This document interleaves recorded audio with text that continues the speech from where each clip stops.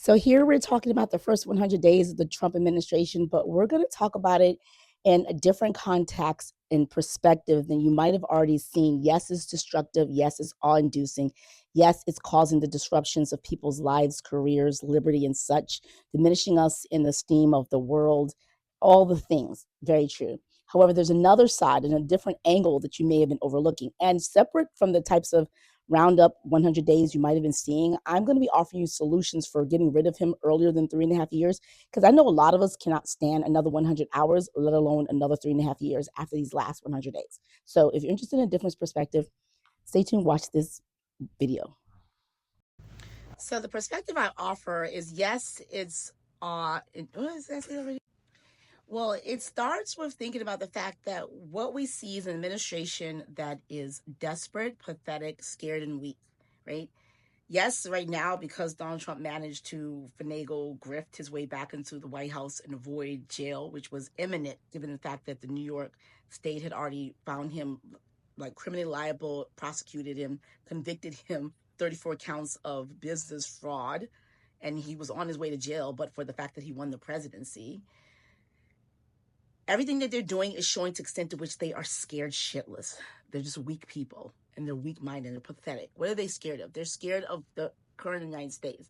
They're scared of you. They're scared of your children. They're scared of the fact that the United States is a nation and continues to be a nation of immigrants where people from all walks of life are actually thriving and excelling, and they're going to have to compete, and they don't like that idea of competing. They don't even like the idea of their children acknowledging that they are not the top. You know what I mean? So even though like Marco Rubio, Stephen Miller, Donald Trump's mother is an immigrant, his father is a child of immigrant, all of his kids are children of immigrants. It's like all of those people forget the fact that all of their ancestors left something that was oppressive, the lack of opportunity, lack of something from their home nations, maybe being persecuted criminally otherwise or politically. And they came to the United States, settled, and we accepted them because we're a nation of immigrants. And now they're like, no mask. We can't anymore. And they were able to easily assimilate because for the most part, it's still white supremacy. And to the extent that they're white or white adjacent, they can get some privileges and benefits and perks. And they don't like the fact, starting with the George Floyd movement, that some of their kids were willing to yield some of that privilege. Like, what are you doing? Not for these people. And they saw and they see the kids through TikTok and social media develop an ally relationship. They're learning about these other cultures and the extent to which their ancestors and people that look like them were oppressive and set up a system where other people were purposefully, they're like, oh, we can't, you can't know all that sort of stuff like that. We don't want you to know that stuff. They're weak. They're scared of competing. And so what they do, because of they're scared of competing, is what we're going to do? We're going to do our best. And that's all this is, a pathetic attempt, a desperate attempt to de-brownify the United States. Like I said, we're going to quickly remove all of the brown people as much as we can. And then wherever and however they're coming from international schools. They're coming from other nations to study here. And sometimes they stay here. Sometimes they settle their families here. We got to get rid of them, reversing the student visas.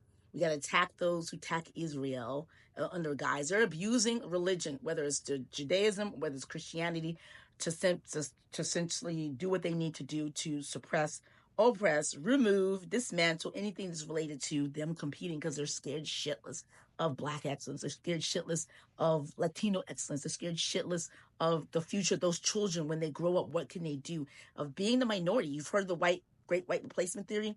That's the root of all of this attacking abortion rights and reproductive rights and paying women to have babies because they see the future and they don't want the people who they've oppressed to do to them what they did to others.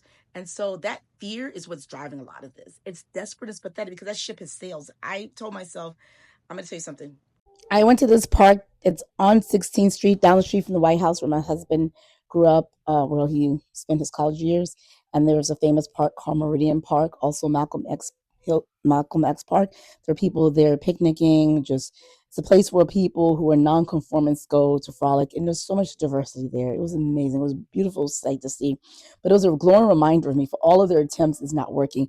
They didn't campaign on ideas. They campaigned on uh, pandering to the insecure or the people who just didn't pay attention in school and are actually jealous that the people they went to school with who have comfortable government jobs or getting advancement lockstep, they're growing, they have houses, they're vacationing, they're sending their kids, they're jealous. And they're like, yeah, Take that shit away from them people. So, that's what you get. You campaign and say yes. That when you see a Trumper say that's what we voted for, they voted for abject cruelty against people who they are scared of, who they are jealous of. And that's not sustainable, because as I'm looking at these court cases, they don't have the law or the facts or evidence to back them. And that's why you have judges, whether they are Donald Trump appointees, Ronald Reagan, George 1, or Judge George W. Bush 2 appointees, along with the Biden, Obama, and Clinton appointee judges. They're like, where's the facts? Where's the law? You just don't have it.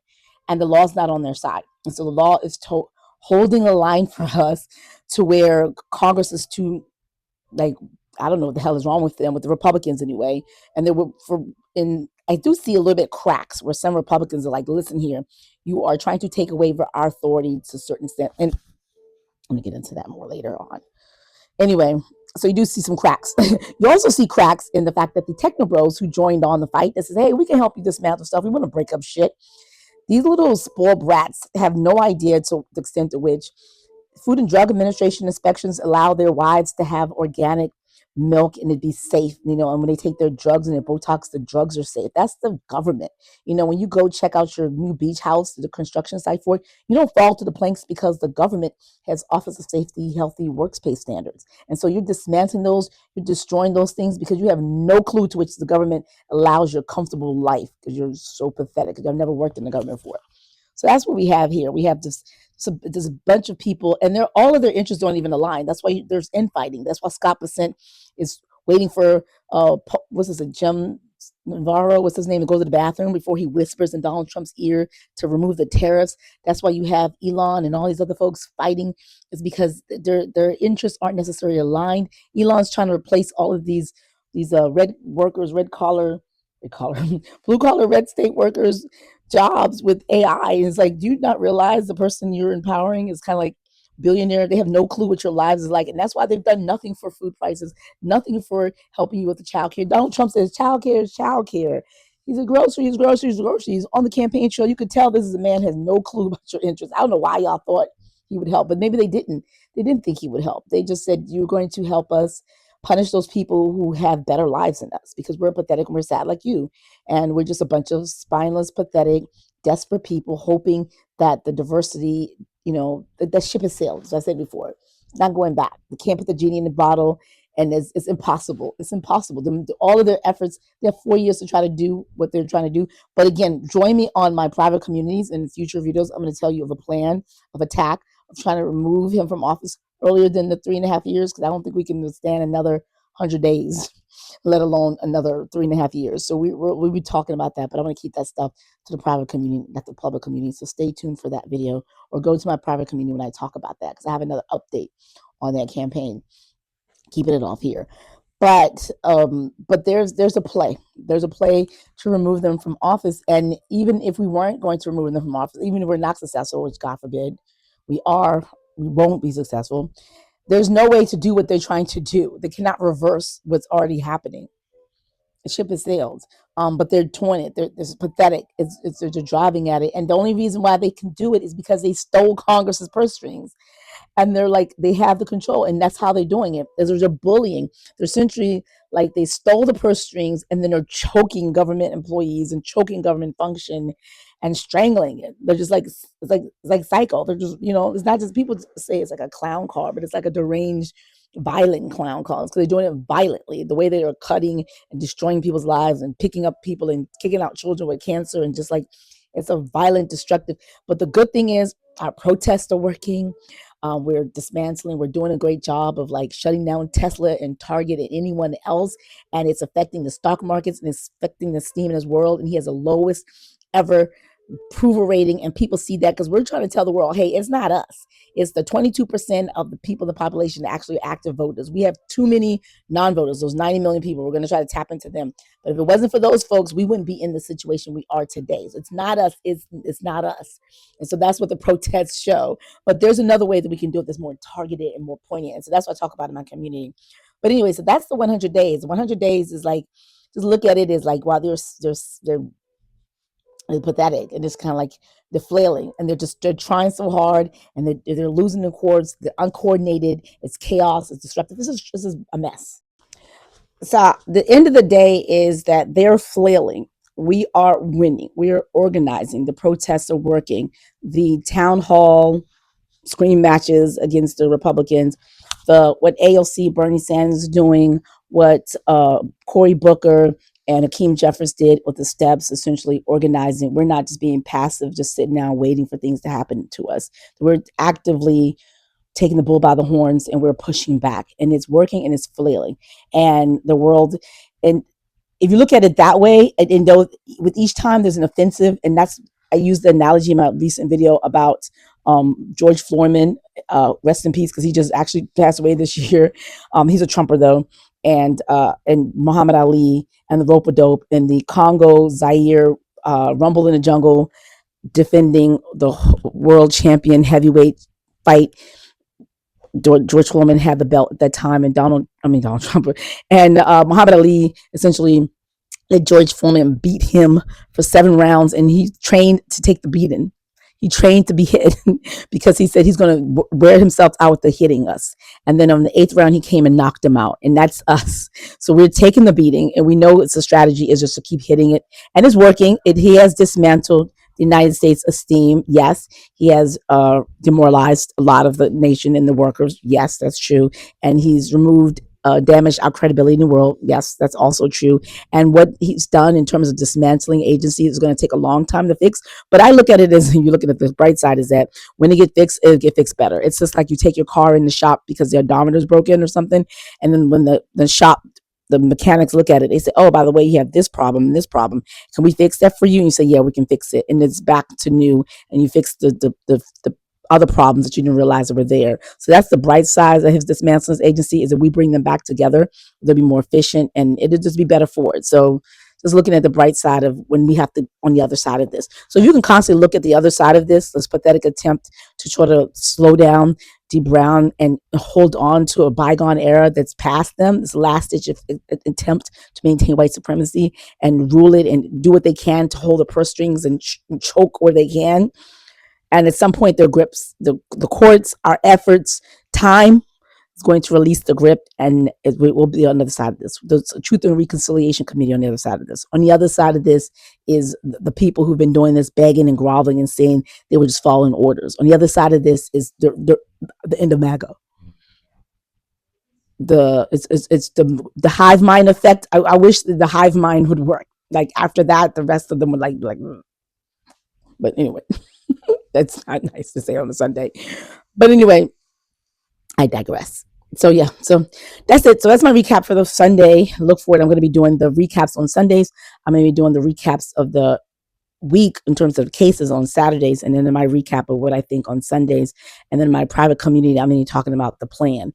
That's when you. So that's how I divided it up, rather than chase and do the daily videos. But to the extent there's something exciting, there's something you need to know, I'll just go ahead and pop up and post. And then in between, I think I'm going to post which we call evergreen content, just my thoughts generally on a lot of different things that we need to start thinking about generally. And I'm trying to just develop a strategy to make it more easier for me so I can post more during the week on those sort of things. It's just a lot and exhausting, and I have a lot of stuff going on. All right. So thanks for joining me. Share this video with other people. If you're looking for a home and community, a person online that's going to help you stay upbeat, stay motivated, who's going to look at things from a non-defeatist, non-fatalist sort of perspective that's rampant and abundant elsewhere, but scarce online, I'm your girl. And there are other folks. I said at some point in the future, I'm going to do a list of videos of accounts that I watch all the time to keep me sane. The people on social media that are reporting, the news that gives me lifted, that keeps me up and gets me happy, and say, okay, this is the other side of this. Because if you're only to consume the news of everything that Trump is doing, it would drive you crazy. And they're trolling, and then he's very unprofessional. From the Pope AI to the someone tweeting about someone effing FLOTUS. It's like a kid. It's like anyone who sees that stuff says, okay, they're unserious. They're not serious. It's like it's a joke. They're like a little. It's like a silly. Like it's like got hacked. Like America got hacked We got hacked by some goons and stupid people, and it's like this is not serious. This is not really us. We just got hacked, and so wait for us while we deprogram and get a debugger to like remove the hacker, because the Trump administration is just like the hackers are not serious, and when the hackers come in, they destroy systems, they break down similar. So we just got hacked. That's another. Actually, I like that. That's another analogy. I'm going to be using that more. I'm gonna use that. I like that. I love my analogies. I try to like get people the analogy of Donald Trump. I had this other analogy. I'm gonna tell you real quick for this video wrap up. It's long. You can get off, but analogy of Donald Trump walking by a car and seeing a person in the car and breaking the window and taking the car and taking the purse, where he should, instead of breaking the window and take the purse, what he should do is work hard, find a way, see what that purse is, who sells that purse, and work hard, make some money, and then purchase the purse and acquire it legally.